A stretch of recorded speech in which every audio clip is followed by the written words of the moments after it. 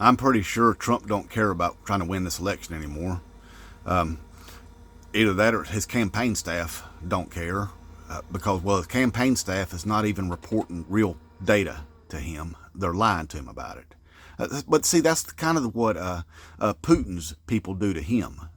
They just tell him what he wants to hear, and then when it comes time to fight a war against Ukraine, he don't have the military that he was told he had because he has yes men, loyalists that are afraid to tell him the truth. That's what Trump has. He has a bunch of people that are afraid to tell him the truth about how poorly he's actually doing, and he is doing very poorly, very, very poorly. Um, but either he really thinks he's winning and he don't have to do much because they're lying to him, or he's not trying to win. See, he's been campaigning long enough, you'd think he'd figured this whole strategy out. What you do is you secure your base first.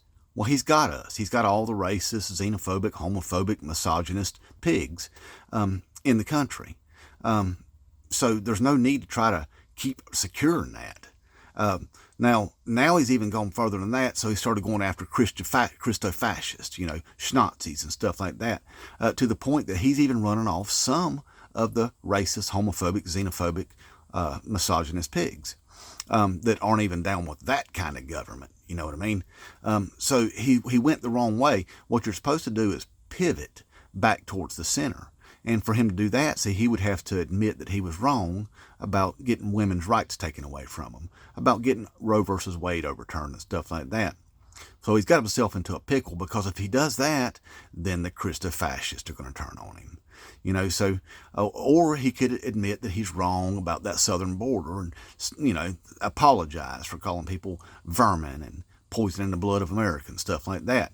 That might get him some of that centrist vote a little. Oh, that's right. It would piss us off then, wouldn't it? Yeah, it'd piss us off because we like all that racism and those dog whistles and stuff. So, yeah, he does have himself painted into a box a little bit there. But see, his numbers aren't going to improve. He has no room for improvement for numbers. He's got all the crazy people and everything. And, he's got a few women, but not the majority of women. He's got a few. I mean, he's got some women that even got themselves a Trump stamp right over their butt crack right there. That's disgusting, really. You know what it could be, though? Anti-theft device is what that is. That's an anti-theft device. So if somebody tried to take it and thought they was going to, they'd see that, their little wieners wouldn't even work anyway. That might be a good idea right there. That's a good anti-theft device. But anyway, I got sidetracked. So he ain't doing it right. You're supposed to go to the middle and try to get some of that vote. He's not doing that.